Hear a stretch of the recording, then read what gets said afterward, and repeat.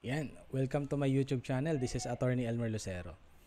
Ngayon naman po pag-usapan natin itong memorandum circular ng LTO na naging isang malaking issue.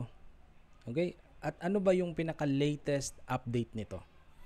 Okay, panoorin po natin o hiramin natin yung video ng YouTube channel ng News 5 Everywhere kung saan tinalakay po itong issue na to sa programa ni Sir Ted Pailon.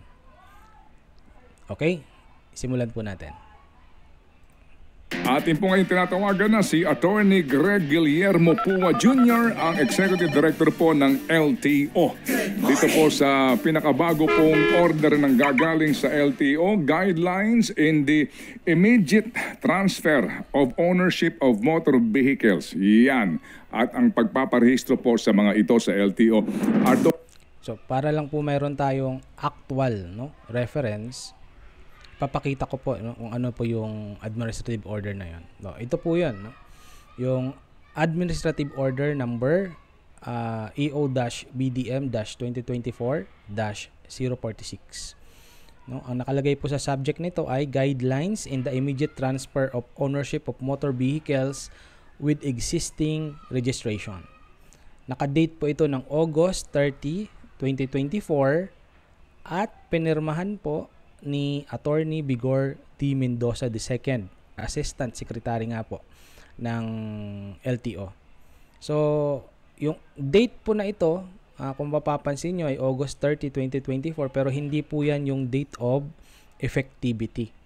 Kasi under the Civil Code po, laws shall take effect after 15 days of publication in a newspaper of general circulation or in the official gazette. So, kailangan po munang ma-publish ito, and then kapag na-publish, magte-take effect po siya after 15 days.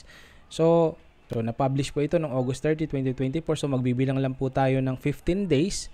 So, mayroon tayong September 1 to 15, napapalipasin, and then pagdating ng September 16, effective na po itong administrative order na ito.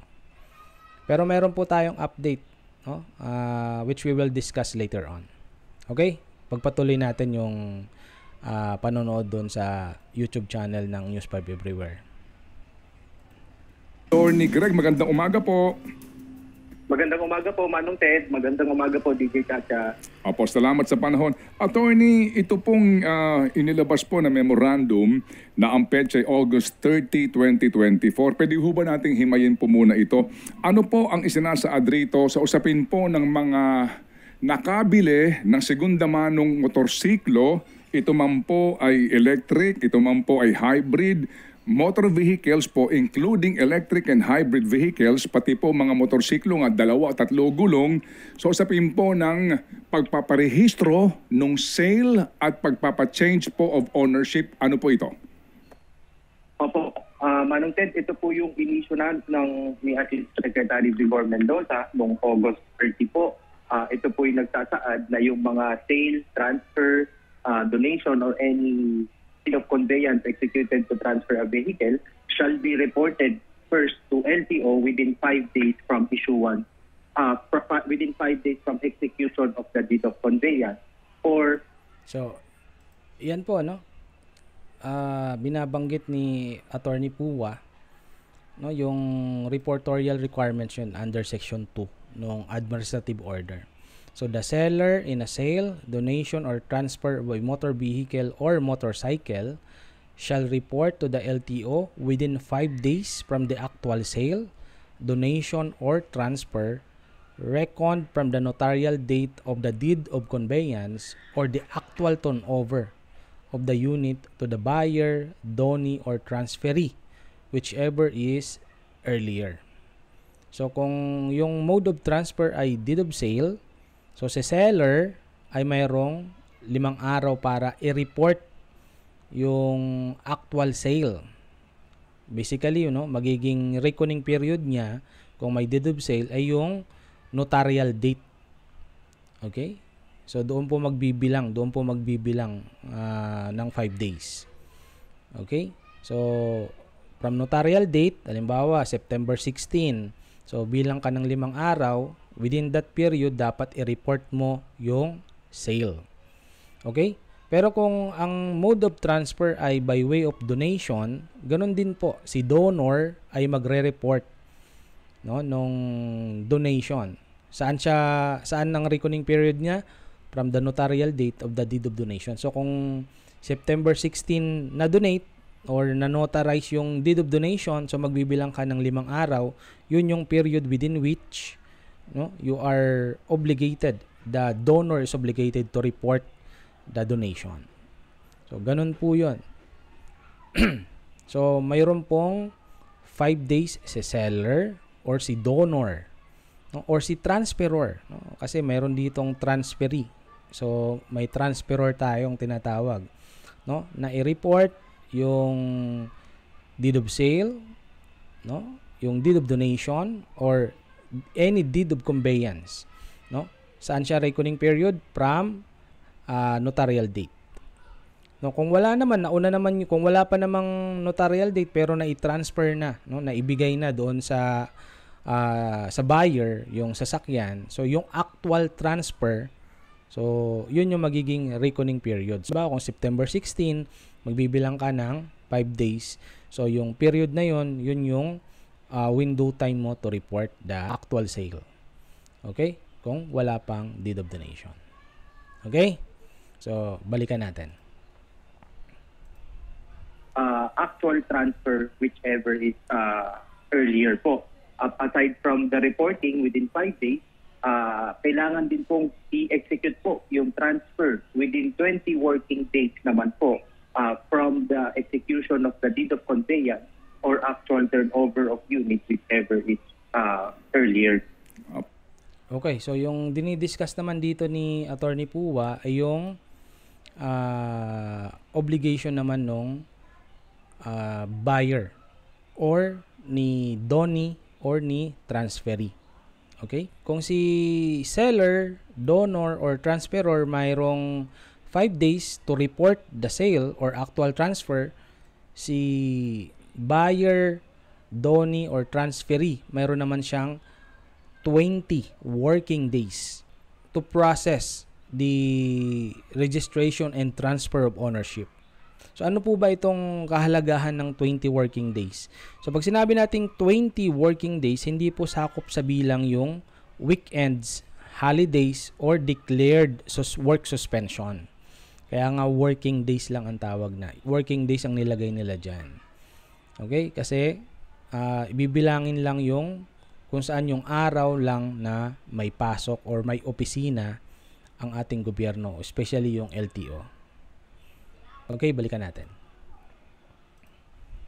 Okay, sige po. Medyo English po kasi ito. Liliwanagin po natin para mas maintindihan ng mga kababayan natin. Okay. Meron ako motorsiklo o kotse. Okay. Ako po yung seller. Binili sa akin ito ni Chacha at nag-execute kami ng affidavit, ng sale. Alright? So ako yung seller, siya po yung buyer. Opo. Ito po ay motorsiklo o kotse. Okay. Ano po ang obligasyon ko bilang seller under the order? Kasi ikaw po bilang nagbenta po, Ted, ikaw po ay required na mag-report po sa LTO regarding po doon sa bentahan niyo po ni DJ Chacha. Okay, mag-report ako sa LTO na ibinenta ko yung aking motor vehicle dito kay Chacha at ako'y magsusumite ng mga dokumento tulad ng yung ORCR po ng sasakyan, yung deed of sale po, tapos ID po ninyo at ni DJ Chacha. Ako po'y magre-report nito sa pinakamalapit na LTO office, hindi doon sa pinagrehistruhan po ng aking sasakyan. Opo. Pwede po sa pinakamalapit po na LTO office at pwede rin po ito via online submission. Okay. Ilang araw po ibinibigay sa akin ng order na ito para ako mag-report sa LTO sa akin pong ibinentang sasakyan? 5 araw po, Manong Ted. Ilang araw? 5 araw po. 5 araw po, Manong Okay. Ted. 5 araw ang ibinibigay sa akin. Okay. At kapag hindi po ako nakapag-report nito sa takdang panahon o totally po hindi ako mag-report, ano po ang penalty sa akin? So, pinag-uusapan naman nila ngayon yung penalty. no? Pero i-discuss na natin in advance para mas maintindihan natin yung laman ng administrative order na ito. So kapag hindi po nakapag-report si seller, donor, or transferor within 5 days from the actual sale or transfer of the motor vehicle, no? Ano po ang penalty? So ang penalty po ay nakasaad po sa Section 4 ng Administrative Order. So failure to report as required under Section 2 hereof, a fine amounting to 20,000 pesos shall be imposed on the seller. Ang laki. Magandang buhay-buhay na ng LTO. And then failure to transfer, no, on the part of the buyer, no, on the part of the buyer, donee or transferee, no, a fine amounting to 20,000 pesos ulit. So kung hindi makapag-report, 20,000. Kung hindi makapag-process ng transfer within the period of 20 working days, 20,000. Dito ako nagtataka eh. Failure to report and transfer of ownership, no, as required under Section 2 and 3, a fine amounting to 40,000 pesos shall be imposed. So na doble.